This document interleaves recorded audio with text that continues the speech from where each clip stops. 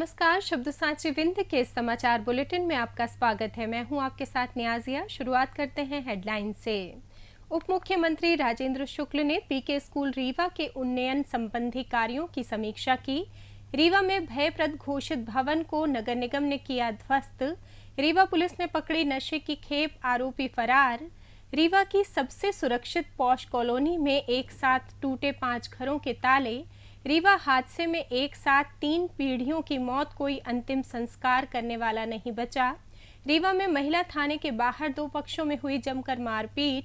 मऊगंज में बड़े भाई ने छोटे भाई और उसकी पत्नी पर किया हमला, दोनों गंभीर। सतना में बर्थडे पार्टी में हुड़दंग, 3 युवक गिरफ्तार, युवतियों को परिजनों को सौंपा। सतना में चलते ट्रक में लगी आग, चालक ने कूदकर बचाई जान। सतना नगर निगम को मिला राज्य स्तरीय पर्यावरण पुरस्कार। मैहर में ड्राइवर की संदिग्ध मौत, बस में मिला शव। मैहर में कार पलटने से 2 लोग घायल, सिर और पसलियों में आईं चोटें। शहडोल में तानाशाही के चलते 12वीं की छात्रा का साल बर्बाद और एमपी के 20 जिलों में बारिश हुई। अगले 4 दिन ऐसा ही रहेगा मौसम। जादू देखा है, हम दिखाते हैं। आप सोचिए, हम बनाते हैं। अपने घर या ऑफिस को सजाएं मनपसंद डिजाइन के कस्टमाइज वॉलपेपर्स, ब्लाइंड्स, पेंटिंग्स और लेजर कटिंग से बनी आकर्षक चीजों से। आज ही कॉल कीजिए 7611125428, क्योंकि आपकी कल्पनाओं को पंख देना भी जरूरी है।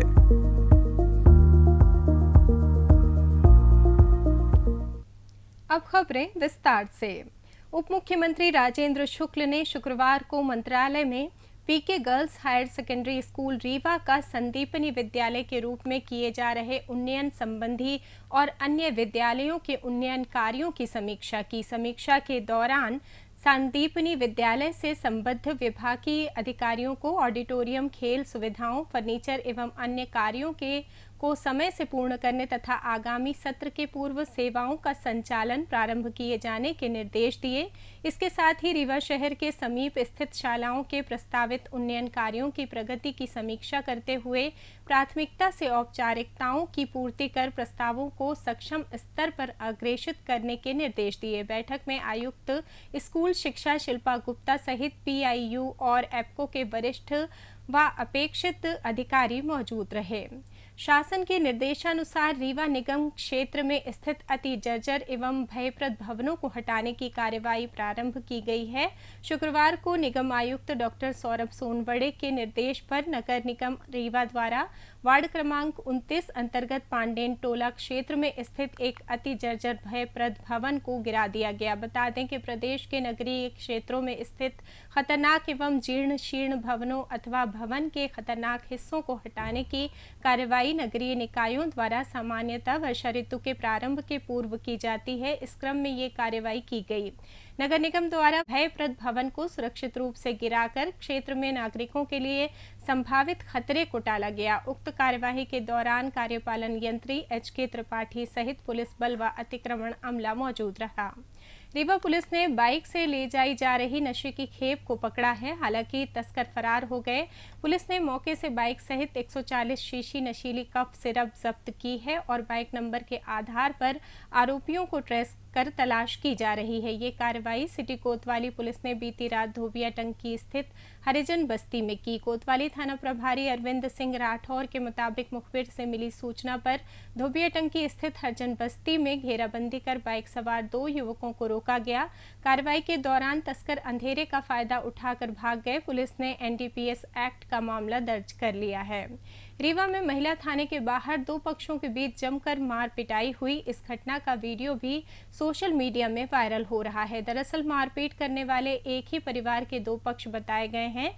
जानकारी के मुताबिक प्रीति यादव नाम की महिला ने अपने पति ज्ञानी यादव निवासी ग्राम अमदरा जिला मैहर के खिलाफ रीवा के महिला थाने में दहेज प्रताड़ना सहित अन्य मामलों की शिकायत दर्ज कराई थी। शिकायत पर पुलिस ने मायके और ससुराल पक्ष को बयान दर्ज कराने गुरुवार को थाने बुलाया था। जब दोनों पक्ष बयान देने महिला थाने पहुंचे तो यहां उनके बीच किसी बात को लेकर विवाद हो गया और देखते ही देखते मारपीट होने लगी। इस दौरान महिला पुलिसकर्मी ने बीच बचाव किया।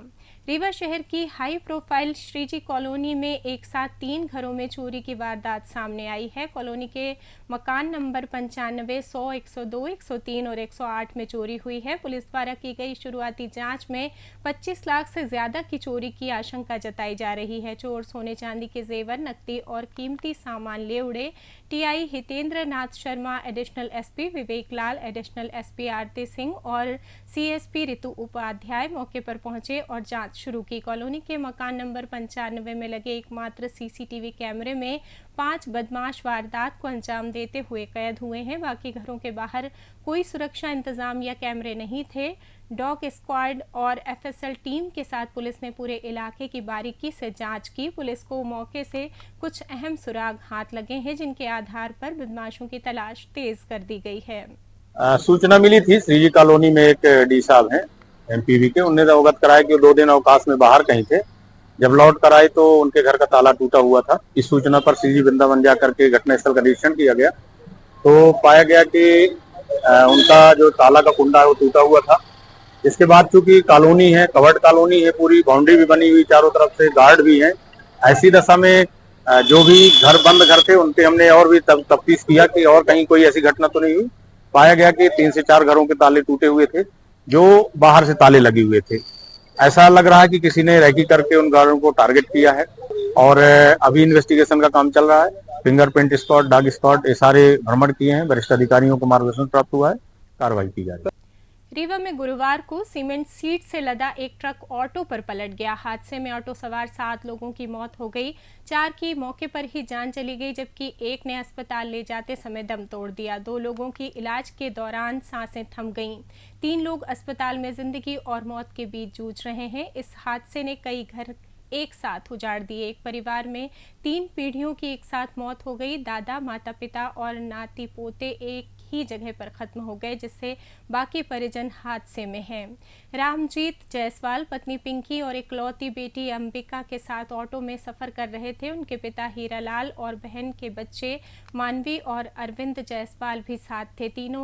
3 पीढ़ियों की एक साथ मौत के बाद घर में कोई अंतिम संस्कार करने वाला नहीं बचा है। वहीं गीता जायसवाल हादसे के बाद पूरी तरह टूट गई हैं। पोते पोती को खोने के सदमे से उन्होंने खाना पीना और बोलना तक छोड़ दिया है।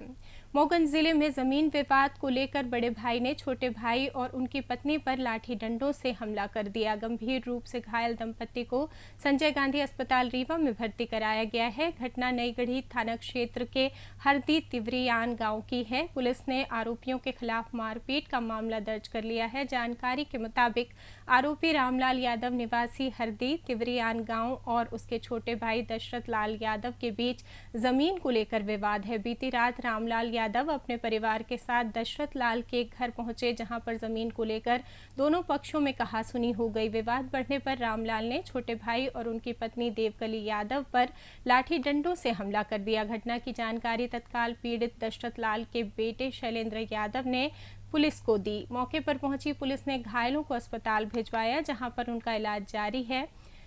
पुलिस ने आरोपी दशरथ के खिलाफ मारपीट का मामला दर्ज कर लिया है। सतना शहर के राजेंद्र नगर गली नंबर 10 में एक मकान में चल रही बर्थडे पार्टी पर पुलिस ने छापा मारा। पुलिस को सूचना मिली थी कि यहां पार्टी की आड़ में अनैतिक गतिविधियां चल रही थीं। छापेमारी में पुलिस को मौके पर 6 युवक युवतियां मिली। हालांकि तलाशी में कोई आपत्तिजनक सामग्री बरामद नहीं हुई। पुलिस ने युवतियों को उनके परिजनों के सुपुर्द कर दिया। टीआई रावेंद्र द्विवेदी ने बताया कि 3 आरोपियों को गिरफ्तार किया गया है, जिनमें राजेंद्र नगर निवासी भोलू उर्फ विक्की, बाबूपुर पतौड़ा का रजनीश कुमार और कैथा इटमा का पीयूष दाहिया शामिल है। सभी आरोपियों को कोर्ट में पेश किया गया, जहां से उन्हें न्यायिक हिरासत में जेल भेज दिया गया। जांच में सामने आया है कि मुख्य आरोपी भोलू उर्फ विक्की पूर्व में भी देह व्यापार संबंधी गतिविधियों में संलिप्त पाया गया था। सतना जिले के बरौंधा थाना क्षेत्र में एक बार फिर चलते वाहन में आगजनी की घटना सामने आई है। सतना कालिंजर मार्ग में कटवारिया घाटी में आलू से लोड ट्रक में अचानक आग लग गई और देखते ही देखते आग पूरे ट्रक में फैल गई। हादसे में ट्रक चालक भी झुलस गया। जानकारी के मुताबिक ट्रक कानपुर से आलू लेकर महाराष्ट्र की ओर जा रहा था, तभी कटवारिया घाटी में ट्रक में अचानक आग लग गई। ट्रक चालक वाहन को किनारे लगाने की कोशिश में आग की चपेट में आ गया और झुलस गया। गाड़ी में मौजूद अन्य लोगों ने ड्राइवर को ट्रक से नीचे उतारा और फिर पुलिस को सूचना दी, लेकिन समय पर दमकल नहीं पहुंचा और ट्रक जलकर खाक हो गया। भोपाल के कुशाभाऊ ठाकरे सभागार में आयोजित मध्य प्रदेश वार्षिक पर्यावरण पुरस्कार 2023-24 में सतना नगर निगम को नगरीय निकाय श्रेणी में सम्मानित किया गया है। गुरुवार को मुख्यमंत्री डॉक्टर मोहन यादव ने महापौर योगेश ताम्रकार और कार्यपालन यंत्री सिद्धार्थ सिंह को पुरस्कार सौंपा। इस दौरान महापौर ने कहा कि नगर निगम भविष्य में भी पर्यावरण संरक्षण के लिए प्रतिबद्ध रहेगा। राज्य स्तरीय पर्यावरण पुरस्कार की गाइडलाइन के अनुसार सतना नगर निगम ने तालाबों के पुनर्जीवीकरण, सीवरेज ट्रीटमेंट प्लांट के संचालन और पौधरोपण से संबंधित जानकारी मध्य प्रदेश प्रदूषण नियंत्रण बोर्ड को भेजी थी। बीते महीने मध्य प्रदेश प्रदूषण नियंत्रण बोर्ड और मैनेट के अधिकारियों ने शहर का निरीक्षण किया था, जिसके बाद नगर निगम सतना को इस पुरस्कार के लिए चुना गया। मैहर के हाउसिंग बोर्ड बस स्टैंड में शुक्रवार को एक बस ड्राइवर की संदिग्ध परिस्थितियों में मौत हो गई। मृतक की पहचान रोहित सिंह चौहान उर्फ लक्खू के रूप में हुई है। जानकारी के मुताबिक रोहित सिंह रात में अपनी बस में सो रहा था। सुबह जब कंडक्टर ने उसे जगाने की कोशिश की तो कोई प्रतिक्रिया नहीं मिली। मुंह पर पानी के छींटे मारने के बाद भी जब वो नहीं जगा तब उसकी मौत की आशंका हुई। कंडक्टर ने बताया कि रोहित को मिर्गी की बीमारी थी और उसे अक्सर दौरे पड़ते थे। सूचना मिलते ही मैहर थाना पुलिस मौके पर पहुंची। पुलिस ने मामला दर्ज कर शव को पोस्टमार्टम के लिए मैहर सिविल अस्पताल भेज दिया। वहीं मृतक के परिजनों ने अस्पताल पहुंचकर शव पर चोट के निशान देखे। उन्होंने हत्या की आशंका जताई है। परिजनों का आरोप है कि बस मालिक मामले को दबाने की कोशिश कर रहा है। उन्होंने मामले की निष्पक्ष जांच की मांग की है। मैहर में शुक्रवार सुबह करीब 6 बजे एक स्कॉर्पियो कार दुर्घटनाग्रस्त हो गई। हरनामपुर के पास तेज रफ्तार कार अनियंत्रित होकर सड़क किनारे की बाउंड्री तोड़ते हुए पलट गई। हादसे में कार में सवार हाउसिंग बोर्ड मैहर निवासी बस संचालक शिवराज सिंह और पुरानी बस्ती मैहर निवासी सचिन त्रिपाठी घायल हो गए। स्थानीय लोगों ने परिजनों को सूचना दी। मौके पर पहुंचे परिजन घायलों को कार से बाहर निकालकर अपने निजी वाहन से मैहर सिविल अस्पताल ले गए। दोनों घायलों को सिर और पसलियों में चोट आई है। प्राथमिक उपचार के बाद उन्हें सतना जिला अस्पताल रेफर कर दिया गया है।